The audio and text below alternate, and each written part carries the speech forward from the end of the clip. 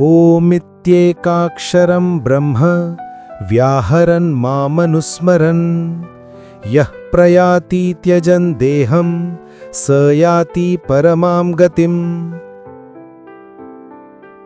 भावार्थ, इस योगाभ्यास में स्थित होकर तथा अक्षरों के परम संयोग यानी ओमकार का उच्चारण करते हुए यदि कोई भगवान का चिंतन करता है और अपने शरीर का त्याग करता है तो वह निश्चित रूप से आध्यात्मिक लोकों को जाता है। तात्पर्य, यह स्पष्ट उल्लेख हुआ है कि ओम ब्रह्म तथा भगवान कृष्ण परस्पर भिन्न नहीं है। ओम कृष्ण की निर्विशेष ध्वनि है, लेकिन हरे कृष्ण में ये ओम सन्निहित है। इस युग के लिए हरे कृष्ण मंत्र जप की स्पष्ट संस्तुति है। अतः यदि कोई हरे कृष्ण कृष्ण कृष्ण हरे हरे, हरे राम राम राम हरे हरे इस मंत्र का जप करते हुए शरीर त्यागता है तो वह अपने अभ्यास के गुणानुसार आध्यात्मिक लोकों में से किसी एक लोक को जाता है। कृष्ण के भक्त कृष्ण लोक या गोलोक वृंदावन को जाते हैं। सगुणवादियों के लिए आध्यात्मिक आकाश में अन्य अनेक लोक हैं जिन्हें वैकुंठ लोक कहते हैं, किंतु निर्विशेषवादी तो ब्रह्म ज्योति में ही रह जाते हैं। अनन्य चेताः सततम यो माम स्मरति नित्यशः तस्याहं सुलभः पार्थ नित्य युक्तस्य योगिनः। भावार्थ, हे अर्जुन, जो अनन्य भाव से निरंतर मेरा स्मरण करता है उसके लिए मैं सुलभ हूँ, क्योंकि वह मेरी भक्ति में प्रवृत्त रहता है। तात्पर्य, इस श्लोक में उन निष्काम भक्तों द्वारा प्राप्तव्य अंतिम गंतव्य का वर्णन है जो भक्ति योग के द्वारा भगवान की सेवा करते हैं। पिछले श्लोकों में 4 प्रकार के भक्तों का वर्णन हुआ है: आर्त, जिज्ञासु, अर्थार्थी तथा ज्ञानी। मुक्ति की विभिन्न विधियों का भी वर्णन हुआ है: कर्मयोग, ज्ञान योग तथा हठ योग। इन योग पद्धतियों के नियमों में कुछ न कुछ भक्ति मिली रहती है, लेकिन इस श्लोक में शुद्ध भक्ति योग का वर्णन है जिसमें ज्ञान, कर्म या हठ का मिश्रण नहीं होता। जैसा कि अनन्य चेताह शब्द से सूचित होता है, भक्ति योग में भक्त कृष्ण के अतिरिक्त और कोई इच्छा नहीं करता। शुद्ध भक्त न तो स्वर्गलोक जाना चाहता है, न ब्रह्म ज्योति से तादात्म्य या मोक्ष या भव बंधन से मुक्ति ही चाहता है। शुद्ध भक्त किसी भी वस्तु की इच्छा नहीं करता। चैतन्य चरितामृत में शुद्ध भक्त को निष्काम कहा गया है। उसे ही पूर्ण शांति का लाभ होता है, उन्हें नहीं जो स्वार्थ में लगे रहते हैं। एक ओर जहां ज्ञान योगी, कर्म योगी या हठ योगी का अपना अपना स्वार्थ रहता है, वहीं पूर्ण भक्त में भगवान को प्रसन्न करने के अतिरिक्त अन्य कोई इच्छा नहीं होती। अतः भगवान कहते हैं कि जो एक निष्ठ भाव से उनकी भक्ति में लगा रहता है उसे वे सरलता से प्राप्त होते हैं। शुद्ध भक्त सदैव कृष्ण के विभिन्न रूपों में से किसी एक की भक्ति में लगा रहता है। कृष्ण के अनेक स्वांश तथा अवतार हैं, यथा राम तथा नृसिंह, जिनमें से भक्त किसी एक रूप को चुनकर उसकी प्रेमा भक्ति में मन को स्थिर कर सकता है। ऐसे भक्त को उन अनेक समस्याओं का सामना नहीं करना पड़ता जो अन्य योग के अभ्यासकर्ताओं को झेलनी पड़ती हैं। भक्ति योग अत्यंत सरल, शुद्ध तथा सुगम है। इसका शुभारंभ हरे कृष्ण जप से किया जा सकता है। भगवान सबों पर कृपालु है, किंतु जैसा कि पहले कहा जा चुका है, जो अनन्य भाव से उनकी सेवा करते हैं वे उनके ऊपर विशेष कृपालु रहते हैं। भगवान ऐसे भक्तों की सहायता अनेक प्रकार से करते हैं। जैसा कि वेदों में कहा गया है, यमी वैशः वृणुते तेन लभ्यः तस्यैष आत्मा विवृणुते तनुम स्वाम। जिसने पूरी तरह से भगवान की शरण ले ली है और जो उनकी भक्ति में लगा हुआ है वही भगवान को यथारूप में समझ सकता है। तथा गीता में भी कहा गया है, ददामि बुद्धि योगम तम। ऐसे भक्त को भगवान पर्याप्त बुद्धि प्रदान करते हैं जिससे वे उन्हें भगवत धाम में प्राप्त कर सकें। शुद्ध भक्त का सबसे बड़ा गुण यह है कि वह देश अथवा काल का विचार किए बिना अनन्य भाव से कृष्ण का ही चिंतन करता रहता है। उसे किसी तरह का व्यवधान नहीं होना चाहिए। उसे कहीं भी और किसी भी समय अपना सेवा कार्य करते रहने में समर्थ होना चाहिए। कुछ लोगों का कहना है कि भक्तों को वृंदावन जैसे पवित्र स्थानों में या किसी पवित्र नगर में जहां भगवान रह चुके हैं रहना चाहिए। किंतु शुद्ध भक्त कहीं भी रहकर अपनी भक्ति से वृंदावन जैसा वातावरण उत्पन्न कर सकता है। श्री अद्वैत ने चैतन्य महाप्रभु से कहा था कि आप जहां भी हैं हे प्रभु, वही वृंदावन है। जैसा कि सततम तथा नित्रशः शब्दों से सूचित होता है, शुद्ध भक्त सदैव कृष्ण का ही स्मरण करता है और उन्हीं का ध्यान करता है। ये शुद्ध भक्त के गुण हैं जिनके लिए भगवान सहज सुलभ है। गीता समस्त योग पद्धतियों में से भक्ति योग की ही संस्तुति करती है। सामान्यतः भक्ति योगी 5 प्रकार से भक्ति में लगे रहते हैं। पहला, शांत भक्त, जो उदासीन रहकर भक्ति में युक्त होते हैं। दूसरा, दास्य भक्त, जो दास के रूप में भक्ति में युक्त होते हैं। तीसरा, साख्य भक्त, जो सखा रूप में भक्ति में युक्त होते हैं। चौथा, वात्सल्य भक्त, जो परमेश्वर के माता पिता की भांति भक्ति में युक्त होते हैं। तथा पांचवा, माधुर्य भक्त, जो परमेश्वर के दाम्पत्य प्रेमी की भांति भक्ति में युक्त होते हैं। शुद्ध भक्त इनमें से किसी में भी परमेश्वर की प्रेमा भक्ति में युक्त होता है और उन्हें कभी नहीं भूल पाता, जिससे भगवान उसे सरलता से प्राप्त हो जाते हैं। जिस प्रकार शुद्ध भक्त क्षण भर के लिए भी भगवान को नहीं भूलता, उसी प्रकार भगवान भी अपने शुद्ध भक्त को क्षण भर के लिए भी नहीं भूलते। हरे कृष्ण कृष्ण कृष्ण हरे हरे, हरे राम राम राम हरे हरे। इस महामंत्र के कीर्तन की कृष्ण भावना भावित विधि का यही सबसे बड़ा आशीर्वाद है। मामुपेत्य पुनर्जन्म दुःखालयम शाश्वतम नाप्नुवन्ति महात्मानः संसिद्धिं परमांगताः। भावार्थ, मुझे प्राप्त करके महापुरुष जो भक्ति योगी हैं कभी भी दुखों से पूर्ण इस अनित्य जगत में नहीं लौटते, क्योंकि उन्हें परम सिद्धि प्राप्त हो चुकी होती है। तात्पर्य, चूंकि यह नश्वर जगत जन्म, जरा तथा मृत्यु के क्लेशों से पूर्ण है, अतः जो परम सिद्धि प्राप्त करता है और परम लोक कृष्ण लोक या गोलोक वृंदावन को प्राप्त करता है, वह वहां से कभी वापस नहीं आना चाहता। इस परम लोक को वेदों में अव्यक्त, अक्षर तथा परमागति कहा गया है। दूसरे शब्दों में, यह लोक हमारी भौतिक दृष्टि से परे है और अवर्णनीय है, किंतु यह चरम लक्ष्य है जो महात्माओं का गंतव्य है। महात्मा अनुभव सिद्ध भक्तों से दिव्य संदेश प्राप्त करते हैं और इस प्रकार वे धीरे धीरे कृष्ण भावनामृत में भक्ति विकसित करते हैं और दिव्य सेवा में इतने लीन हो जाते हैं कि वे न तो किसी भौतिक लोक में जाना चाहते हैं, यहाँ तक कि न ही वे किसी आध्यात्मिक लोक में जाना चाहते हैं। वे केवल कृष्ण तथा कृष्ण का सामीप्य चाहते हैं, अन्य कुछ नहीं। यही जीवन की सबसे बड़ी सिद्धि है। इस श्लोक में भगवान कृष्ण के सगुणवादी भक्तों का विशेष रूप से उल्लेख हुआ है। ये भक्त कृष्ण भावनामृत में जीवन की परम सिद्धि प्राप्त करते हैं। दूसरे शब्दों में, वे सर्वोच्च आत्माएं हैं। आ ब्रह्म भुवना लोकाहा पुनरावर्तिनोर्जुन मामुपेत्य तु कौन्तेय पुनर्जन्म न विद्यते। भावार्थ, इस जगत में सर्वोच्च लोक से लेकर निम्नतर सारे लोक दुखों के घर हैं, जहाँ जन्म तथा मरण का चक्कर लगा रहता है। किंतु हे कुंती पुत्र, जो मेरे धाम को प्राप्त कर लेता है वह फिर कभी जन्म नहीं लेता। तात्पर्य, समस्त योगियों को, चाहे वे कर्मयोगी हों, ज्ञान योगी या हठ योगी, अंततः भक्ति योग या कृष्ण भावनामृत में भक्ति की सिद्धि प्राप्त करनी होती है। तभी वे कृष्ण के दिव्य धाम को जा सकते हैं, जहां से वे फिर कभी वापस नहीं आते। किंतु जो सर्वोच्च भौतिक लोकों अर्थात देवलोकों को प्राप्त होता है, उसका पुनर्जन्म होता रहता है। जिस प्रकार इस पृथ्वी के लोग उच्च लोकों को जाते हैं, उसी तरह ब्रह्मलोक, चंद्रलोक तथा इंद्रलोक जैसे उच्चतर लोकों से लोग पृथ्वी पर गिरते रहते हैं। छांदोग्य उपनिषद में जिस पंच अग्नि विद्या का विधान है, उससे मनुष्य ब्रह्मलोक को प्राप्त कर सकता है। किंतु यदि ब्रह्मलोक में वह कृष्ण भावनामृत का अनुशीलन नहीं करता, तो उसे पृथ्वी पर फिर से लौटना पड़ता है।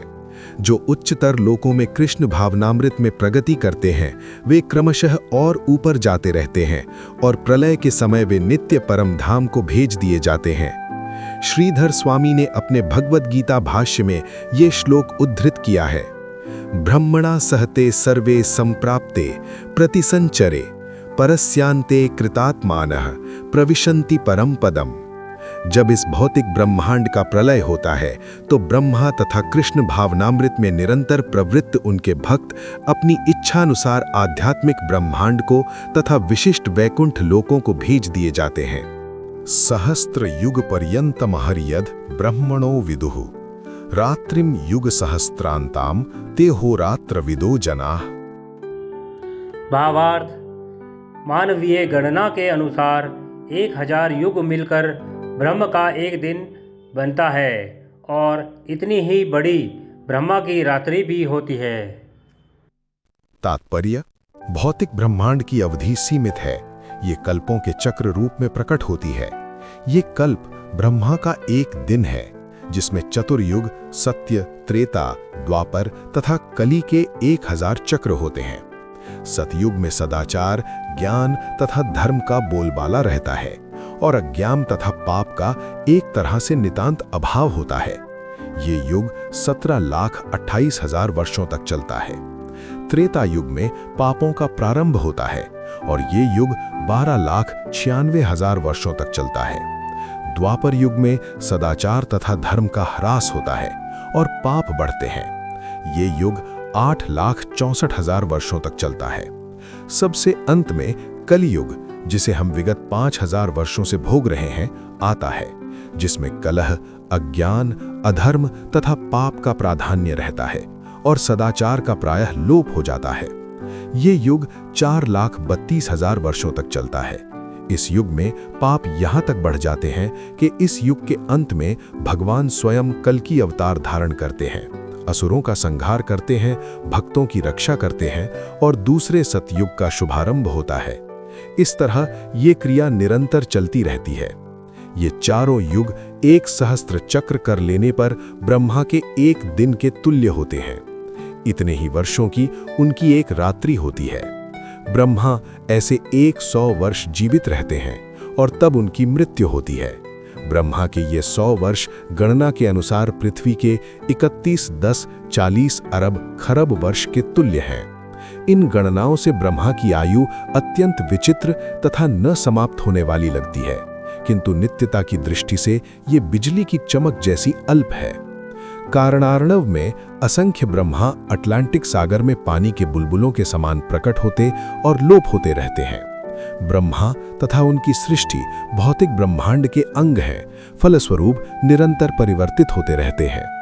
इस भौतिक ब्रह्मांड में ब्रह्मा भी जन्म, जरा, रोग तथा मरण की क्रिया से अछूते नहीं हैं, किंतु चूंकि ब्रह्मा इस ब्रह्मांड की व्यवस्था करते हैं, इसीलिए वे भगवान की प्रत्यक्ष सेवा में लगे रहते हैं। फलस्वरूप उन्हें तुरंत मुक्ति प्राप्त हो जाती है।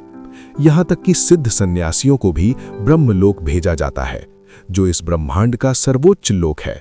किंतु काल क्रम से ब्रह्मा तथा ब्रह्मलोक के सारे वासी प्रकृति के नियमानुसार मरणशील होते हैं। अव्यक्ताद् व्यक्तयः सर्वाः प्रभवन्त्यः रागमे रात्र्यागमे प्रलीयन्ते तत्रैवा व्यक्त संज्ञके। भावार्थ, ब्रह्मा के दिन के शुभारंभ में सारे जीव अव्यक्त अवस्था से व्यक्त होते हैं और फिर जब रात्रि आती है तो वे पुनः अव्यक्त में विलीन हो जाते हैं। भूतग्रामः स एवायं भूत्वा भूत्वा प्रलीयते रात्र्यागमे वशः पार्थ प्रभवत्यः रागमे। भावार्थ, जब जब ब्रह्मा का दिन आता है तो सारे जीव प्रकट होते हैं और ब्रह्मा की रात्रि होते ही वे असहायवत विलीन हो जाते हैं। तात्पर्य, अल्पज्ञानी पुरुष जो इस भौतिक जगत में बने रहना चाहते हैं, उच्चतर लोकों को प्राप्त कर सकते हैं, किंतु उन्हें पुनः इस धरालोक पर आना होता है। वे ब्रह्मा का दिन होने पर इस जगत के उच्चतर तथा निम्नतर लोकों में अपने कार्यों का प्रदर्शन करते हैं, किंतु ब्रह्मा की रात्रि होते ही वे विनिष्ट हो जाते हैं। दिन में उन्हें भौतिक कार्यों के लिए नाना शरीर प्राप्त होते रहते हैं, किंतु रात्रि के होते ही उनके शरीर विष्णु के शरीर में विलीन हो जाते हैं। वे पुनः ब्रह्मा का दिन आने पर प्रकट होते हैं। भूत्वा भूत्वा प्रलीयते, दिन के समय वे प्रकट होते हैं और रात्रि के समय पुनः विनिष्ट हो जाते हैं। अंततो गत्वा, जब ब्रह्मा का जीवन समाप्त होता है तो उन सब का संहार हो जाता है और वे करोड़ों वर्षों तक अप्रकट रहते हैं। अन्य कल्प में ब्रह्मा का पुनर्जन्म होने पर वे पुनः प्रकट होते हैं। इस प्रकार वे भौतिक जगत के जादू से मोहित रहते हैं, किंतु जो बुद्धिमान व्यक्ति कृष्ण भावनामृत स्वीकार करते हैं वे इसी मनुष्य जीवन का उपयोग भगवान की भक्ति करने में तथा हरे कृष्ण मंत्र के कीर्तन में बिताते हैं। इस प्रकार वे इसी जीवन में कृष्ण लोक को प्राप्त करते हैं और वहां पर पुनर्जन्म के चक्कर से मुक्त होकर सतत आनंद का अनुभव करते हैं। परस्तस्मात्तु भावोन्यो अव्यक्तो व्यक्तात् सनातनः यह सह सर्वेषु भूतेषु नश्यत्सु न विनश्यति। भावार्थ, इसके अतिरिक्त एक अन्य अव्यक्त प्रकृति है जो शाश्वत है और इस व्यक्त तथा अव्यक्त पदार्थ से परे है। यह परा, श्रेष्ठ और कभी नाश न होने वाली है। जब इस संसार का सब कुछ लय हो जाता है तब भी उसका नाश नहीं होता। तात्पर्य: कृष्ण की पराशक्ति दिव्य और शाश्वत है। ये उस भौतिक प्रकृति के समस्त परिवर्तनों से परे है जो ब्रह्मा के दिन के समय व्यक्त और रात्रि के समय विनिष्ट होती रहती है। कृष्ण की पराशक्ति भौतिक प्रकृति के गुण से सर्वथा विपरीत है। परा तथा अपरा प्रकृति की व्याख्या 7वें अध्याय में हुई है। अव्यक्तो अक्षर इत्युक्तः तमाहुः परमां गतिम यम प्राप्य न निवर्तन्ते तद्धाम परमं मम। भावार्थ, जिसे वेदांती अप्रकट तथा अविनाशी बताते हैं, जो परम गंतव्य है, जिसे प्राप्त कर लेने पर कोई वापस नहीं आता, वही मेरा परम धाम है। तात्पर्य: ब्रह्म संहिता में भगवान कृष्ण के परम धाम को चिंतामणि धाम कहा गया है, जो ऐसा स्थान है जहां सारी इच्छाएं पूरी होती हैं। भगवान कृष्ण का परम धाम गोलोक वृंदावन कहलाता है और वो पारसमणि से निर्मित प्रासादों से युक्त है। वहां पर वृक्ष भी हैं जिन्हें कल्पतरु कहा जाता है, जो इच्छा होने पर किसी भी तरह का खाद्य पदार्थ प्रदान करने वाले हैं। वहां गायें भी हैं जिन्हें सुरभि गौएं कहा जाता है और वे अनंत दुग्ध देने वाली हैं। इस धाम में भगवान की सेवा के लिए लाखों लक्ष्मियां हैं। वे आदि भगवान गोविंद तथा समस्त कारणों के कारण कहलाते हैं। भगवान वंशी बजाते रहते हैं, वेणुम क्वणंतम। उनका दिव्य स्वरूप समस्त लोकों में सर्वाधिक आकर्षक है। उनके नेत्र कमल दलों के समान है और उनका शरीर मेघों के वर्ण का है। वे इतने रूपवान हैं कि उनका सौंदर्य हजारों कामदेवों को मात करता है। वे पीत वस्त्र धारण करते हैं, उनके गले में माला रहती है और केशों में मोर पंख लगे रहते हैं। भगवद गीता में भगवान कृष्ण अपने निजी धाम गोलोक वृंदावन का संकेत मात्र करते हैं, जो आध्यात्मिक जगत में सर्वश्रेष्ठ लोक है। इसका विशद वृत्तांत ब्रह्म संहिता में मिलता है। वैदिक ग्रंथ कठोपनिषद 1:3-11 बताते हैं कि भगवान का धाम सर्वश्रेष्ठ है और यही परम धाम है। पुरुषान न परम किंचित सा काष्ठा परमा गतेः। एक बार वहां पहुंचकर फिर से भौतिक संसार में वापस नहीं आना होता। कृष्ण का परम धाम तथा स्वयं कृष्ण अभिन्न है, क्योंकि वे दोनों एक से गुण वाले हैं। आध्यात्मिक आकाश में स्थित इस गोलोक वृंदावन की प्रतिकृति वृंदावन इस पृथ्वी पर दिल्ली से 90 मील दक्षिण पूर्व स्थित है। जब कृष्ण ने इस पृथ्वी पर अवतार ग्रहण किया था तो उन्होंने इसी भूमि पर, जिसे वृंदावन कहते हैं और जो भारत में मथुरा जिले के 84 वर्ग मील में फैला हुआ है, क्रीड़ा की थी। पुरुषुषः सपरः पार्थ भक्त्या लभ्यस्त्वनन्यया यस्यांतस्थानि भूतानि येन सर्वमिदं ततम्। भावार्थ, भगवान जो सबसे महान हैं, अनन्य भक्ति द्वारा ही प्राप्त किए जा सकते हैं। यद्यपि वे अपने धाम में विराजमान रहते हैं तो भी वे सर्वव्यापी हैं और उनमें सब कुछ स्थित है।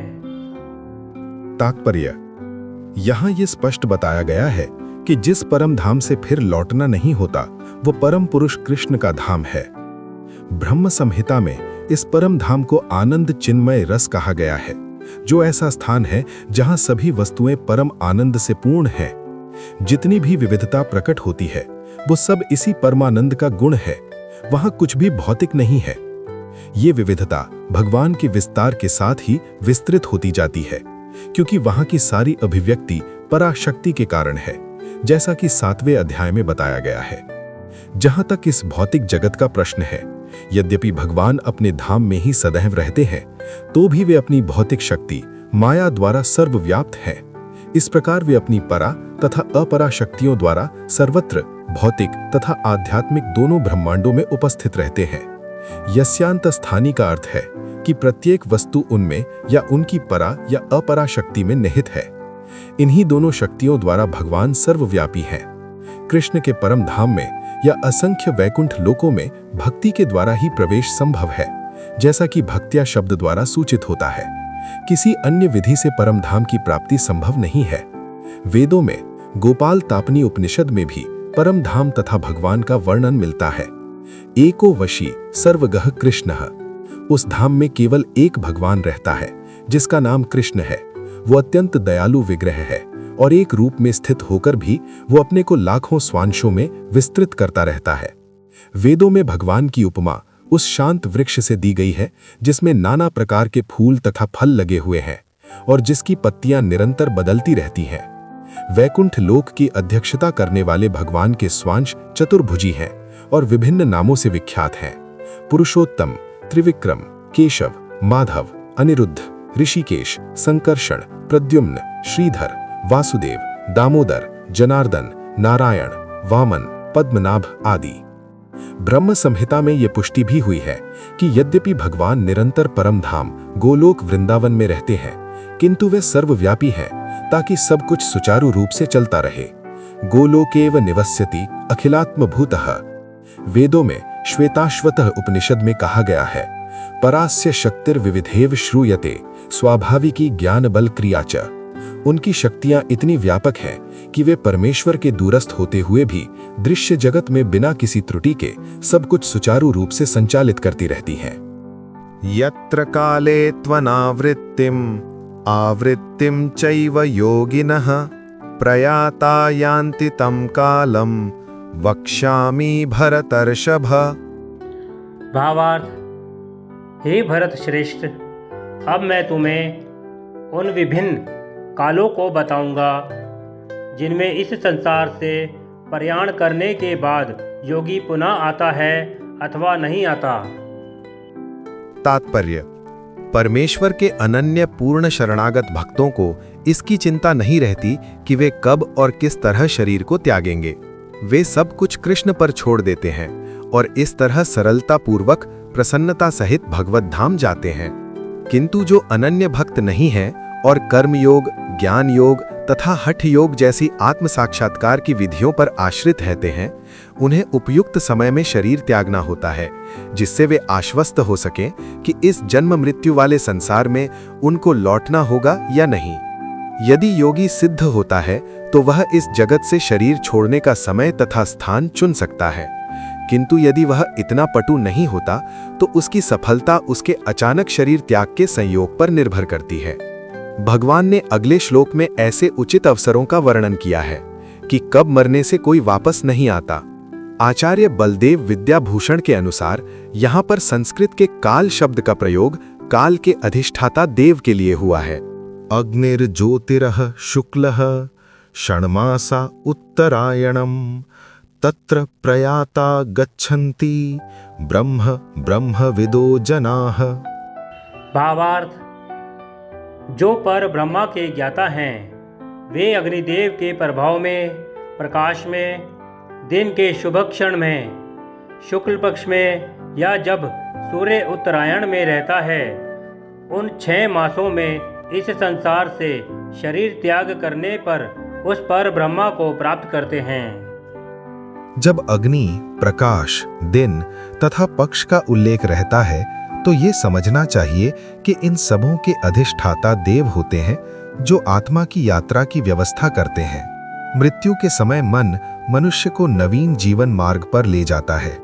यदि कोई अकस्मात या योजना पूर्वक उपर्युक्त समय पर शरीर त्याग करता है तो उसके लिए निर्विशेष ब्रह्म ज्योति प्राप्त कर पाना संभव होता है। योग में सिद्ध योगी अपने शरीर को त्यागने के समय तथा स्थान की व्यवस्था कर सकते हैं। अन्यों का इस पर कोई वश नहीं होता।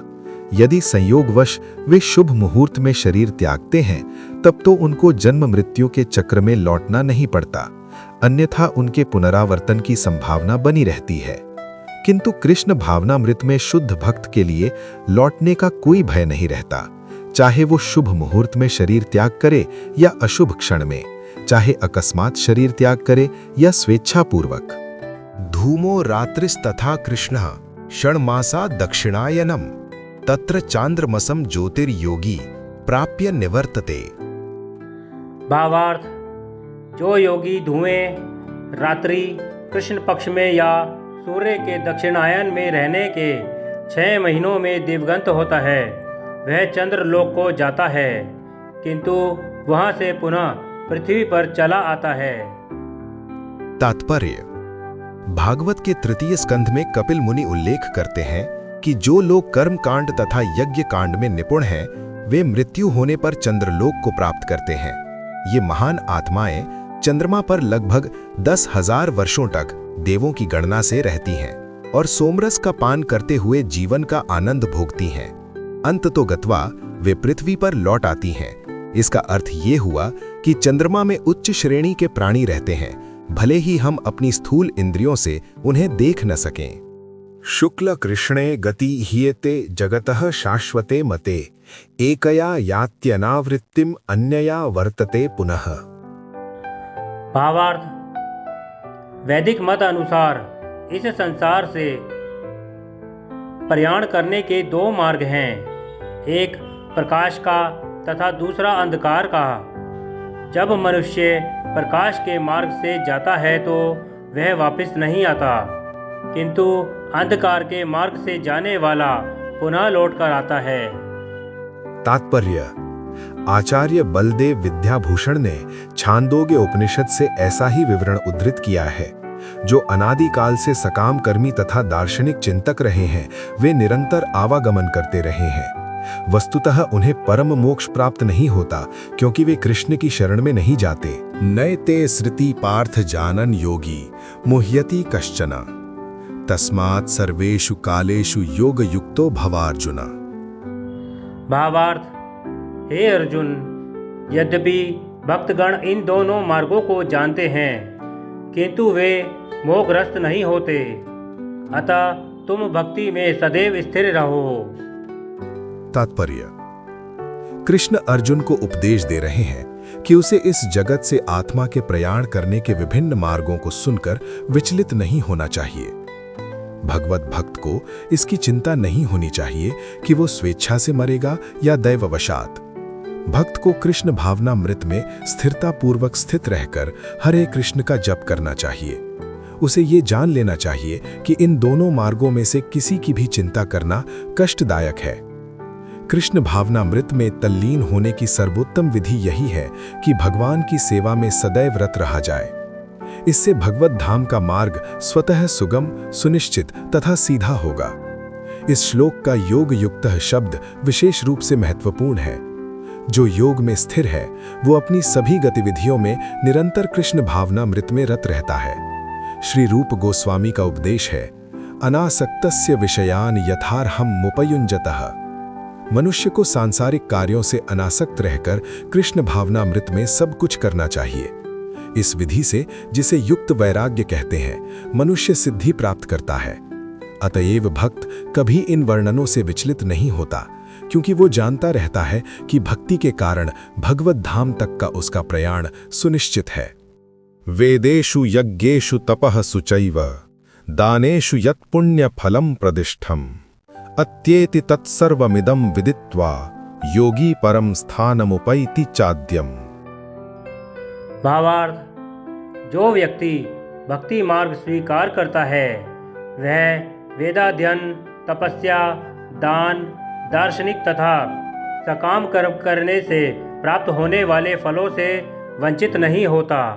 वह मात्र भक्ति संपन्न करके इन समस्त फलों की प्राप्ति करता है और अंत में परम नित्य धाम को प्राप्त होता है। तात्पर्य: यह श्लोक 7वें तथा 8वें अध्यायों का उपसंहार है, जिनमें कृष्ण भावनामृत तथा भक्ति का विशेष वर्णन है। मनुष्य को अपने गुरु के निर्देशन में वेदाध्ययन करना होता है, उन्हीं के आश्रम में रहते हुए तपस्या करनी होती है। ब्रह्मचारी को गुरु के घर में एक दास की भांति रहना पड़ता है और द्वार द्वार भिक्षा मांगकर गुरु के पास लाना होता है। उसे गुरु के आदेश पर ही भोजन करना होता है और यदि किसी दिन गुरु शिष्य को भोजन करने के लिए बुलाना भूल जाए तो शिष्य को उपवास करना होता है। ब्रह्मचर्य पालन के ये कुछ वैदिक नियम हैं। अपने गुरु के आश्रम में जब छात्र 5 से 20 वर्ष तक वेदों का अध्ययन कर लेता है तो वह परम चरित्रवान बन जाता है। वेदों का अध्ययन मनोधर्मियों के मनोरंजन के लिए नहीं, अपितु चरित्र निर्माण के लिए है। इस प्रशिक्षण के बाद ब्रह्मचारी को गृहस्थ जीवन में प्रवेश करके विवाह करने की अनुमति दी जाती है। गृहस्थ के रूप में उसे अनेक यज्ञ करने होते हैं जिससे वह आगे उन्नति कर सके। उसे देश, काल तथा पात्र के अनुसार तथा सात्विक, राजसिक तथा तामसिक दान में अंतर करते हुए दान देना होता है, जैसा कि भगवत गीता में वर्णित है। गृहस्थ जीवन के बाद वानप्रस्थ आश्रम ग्रहण करना पड़ता है, जिसमें उसे जंगल में रहते हुए वृक्ष की छाल पहनकर तथा क्षौर कर्म आदि किए बिना कठिन तपस्या करनी होती है। इस प्रकार मनुष्य ब्रह्मचर्य, गृहस्थ, वानप्रस्थ तथा अंत में संन्यास आश्रम का पालन करते हुए जीवन की सिद्धावस्था को प्राप्त करता है। तब इनमें से कुछ स्वर्ग लोक को जाते हैं और यदि वे और अधिक उन्नति करते हैं तो अधिक उच्च लोकों को, या तो निर्विशेष ब्रह्म ज्योति को, या वैकुंठ लोक को, या कृष्ण लोक को जाते हैं। वैदिक ग्रंथों में इसी मार्ग की रूपरेखा प्राप्त होती है। किंतु कृष्ण भावनामृत की विशेषता यह है कि मनुष्य एक ही झटके में भक्ति करने के कारण मनुष्य जीवन के विभिन्न आश्रमों के अनुष्ठानों को पार कर जाता है। इदम विदित्वा शब्द सूचित करते हैं कि मनुष्य को भगवत गीता के इस अध्याय में तथा 7वें अध्याय में दिए हुए कृष्ण के उपदेशों को समझना चाहिए। उसे विद्वत्ता या मनोधर्म से इन दोनों अध्यायों को समझने का प्रयास नहीं करना चाहिए, अपितु भक्तों की संगति से श्रवण करके समझना चाहिए। 7वें से लेकर 12वें तक के अध्याय भगवत गीता का सार रूप है। प्रथम 6 अध्याय तथा अंतिम 6 अध्याय इन मध्यवर्ती 6 अध्यायों के लिए आवरण मात्र है, जिनकी सुरक्षा भगवान करते हैं। यदि कोई भगवत गीता के इन 6 अध्यायों को भक्त की संगति में भली भांति समझ लेता है तो उसका जीवन समस्त तपस्याओं, यज्ञों, दानों, चिंतनों को पार करके महिमा मंडित हो उठेगा, क्योंकि केवल कृष्ण भावनामृत के द्वारा उसे इतने कर्मों का फल प्राप्त हो जाता है। जिसे भगवत गीता में तनिक भी श्रद्धा नहीं है, उसे किसी भक्त से भगवत गीता समझनी चाहिए, क्योंकि 4थे अध्याय के प्रारंभ में ही कहा गया है कि केवल भक्तगण ही भगवत गीता को समझ सकते हैं, अन्य कोई भी भगवत गीता के अभिप्राय को नहीं समझ सकता। अतः मनुष्य को चाहिए कि वह किसी भक्त से भगवत गीता पढ़े, मनोधर्मियों से नहीं। यह श्रद्धा का सूचक है। जब भक्त की खोज की जाती है और अंततः भक्त की संगति प्राप्त हो जाती है, उसी क्षण से भगवत गीता का वास्तविक अध्ययन तथा उसका ज्ञान प्रारंभ हो जाता है। भक्त की संगति से भक्ति आती है और भक्ति के कारण कृष्ण या ईश्वर तथा कृष्ण के कार्यकलापों, उनके रूप, नाम, लीलाओं आदि से संबंधित सारे भ्रम दूर हो जाते हैं। इस प्रकार भ्रमों के दूर हो जाने पर वह अपने अध्ययन में स्थिर हो जाता है। तब उसे भगवत गीता के अध्ययन में रस आने लगता है और कृष्ण भावना भावित होने की अनुभूति होने लगती है। आगे बढ़ने पर वह कृष्ण के प्रेम में पूर्णतया अनुरक्त हो जाता है। यह जीवन की सर्वोच्च सिद्धावस्था है, जिससे भक्त कृष्ण के धाम गोलोक वृंदावन को प्राप्त करता है, जहां वह नित्य सुखी रहता है। मेरे प्यारे मित्रों, इस प्रकार श्रीमद् भगवत गीता के 8वें अध्याय भगवत प्राप्ति का भक्ति वेदांत तात्पर्य पूर्ण हुआ। जय श्री कृष्ण।